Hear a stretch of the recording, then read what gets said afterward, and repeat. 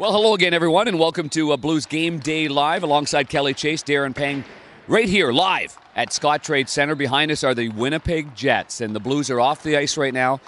Early start tonight, 6 o'clock game, Kelly Chase. What do you think of when you think of Winnipeg Jets back-to-back?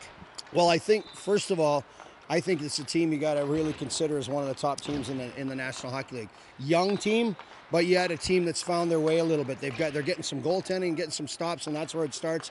And now they've got young players that have grown into this league and are guys to be reckoned with. So for this young team in Winnipeg to play the way they're playing, and they're physical. They don't mind tangling with anybody. There's any style of hockey you want to play, the Winnipeg Jets are capable of playing it. Boy, that kind of sounds like the way we talk about the Blues a lot. Well, it is, and the St. Louis Blues right now, obviously, we can't talk about them without, mentioning the injuries. Yeah. But they are a team much like that. They want to check, but they're a young, spirited group as well. So in order for the Blues to get on track, they're going to really have their hands full, especially after Winnipeg took a licking from Chicago. Yeah. And they're a focused group right now. I'm looking back here, and it looks like we're just guessing because we are Game Day Live right now, so this can be mere speculation only, but it looks to me like Steve Mason, the lefty, the Blues would have last seen him in Philadelphia and in Columbus. He's backing up Connor Hellebuck this year, but looks like that could be the starting goaltender for Winnipeg. And on the Blues side, Jake Allen stayed on the ice extra with Alex Pietrangelo, who, as we know, is on IR, so cannot play tonight, but can be eligible to play tomorrow night in Winnipeg. But it looks like we might have Carter Hutton in goal. So that could be the right remedy for the St. Louis Blues. Just a little bit more of a spark. Jake's played a lot of hockey. He's played some great hockey. But just having a different voice back there, a different bit of energy might do the Blues a little bit of good for this game. Carter's been fantastic this season. He's been one of those guys, too, that the guys have rallied behind, knowing that he doesn't get a lot of looks in the net. And when he's in there, they want to play and win for him. And it's not a different focus necessarily, but it is in your conscience where that the guy's worked really hard at practice. He takes all those extra shots. He has to stay out. He has to do the extras.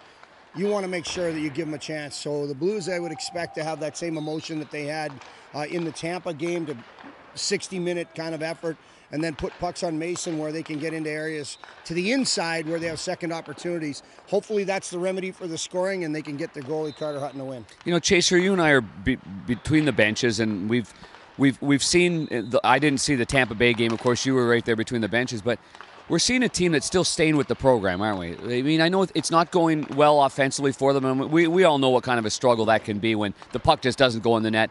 You're told to do all these things. I think Mike Yeo does a great job of resetting. The players are sticking with it. I mean, it's just a matter of time, isn't it, before they get a couple of bounces along the way here? Well, I would hope so. I think getting to the inside is really a difference. I mean, that's where teams find the loose pucks, but also are able to make plays. If you're watching, the Chicago game even last night, where Smoltz gets the puck and throws it, he gets it to the inside. He throws it through traffic over to Kane while everybody's caught standing still. It happens so quick. But they got to the inside of the ice on the rebound. If you just stay to the outside, pucks are going to be cleared. Everybody wants to be a shot blocker now, or is a shot blocker now. Yeah. So if you don't get in there and penetrate into the middle of the ice or into the paint around the goaltender, you're going to have a heck of a time scoring. And I think that's where the secondary scoring is going to come from. Okay. Well, any players that you're looking for here for the Blues to maybe dial it up a little bit? I thought Ivan Barbashev's got another level here. If he's going to stay in the National Hockey League and continue to progress, but he's got a prime opportunity here. Dmitry Ashkin's play as well, because we talk about the veteran players, but the veteran players have been laying it on the line every single night.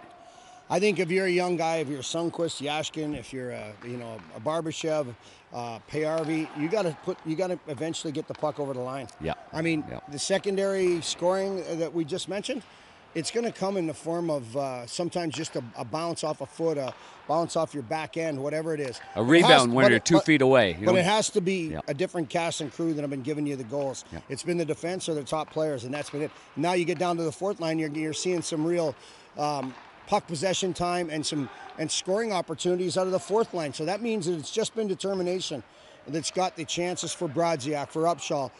And so those other guys are going to have to start adding to the kitty. The practice yesterday, a lot of it was spent on power play. The one unit, obviously they're trying to change things up as much as possible. It's become a little bit of a predictable power play and a little bit too stationary. And I think when I see a Vladdy Tarasenko standing still and trying to take a wrist shot from 40 feet away, it usually doesn't work very well. I mean, even with the great shot that he has.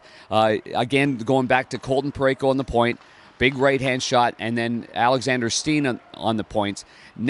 So yesterday, anyway, at least having Tarasenko down on the half boards, on the hash marks, a little bit more movement around. Then you got Stastny, who's so great down low on goal line presence, tip-ins in front of the net.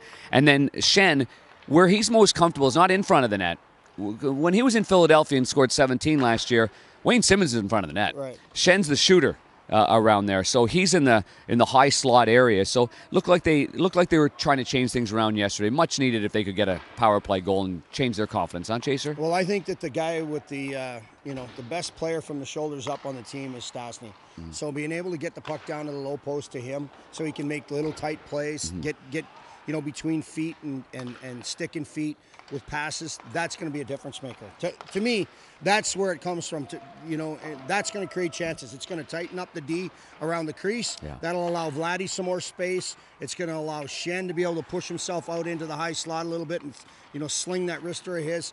I think it's just a better power play with that cast. Well, hopefully they can get something going on the power play. Going to be a tough tilt here. Paul Maurice has got the troops going there, one of your former coaches I talked to in him Hartford. For about half an hour nice. Today. Nice to catch up a little bit, but he really likes his young team and everything that they're standing for right now. Well, the Jets last year and the year before, they took a lot of penalties. They gave up a lot of odd man breaks. They gave up breakaways. Their penalty kill wasn't very good.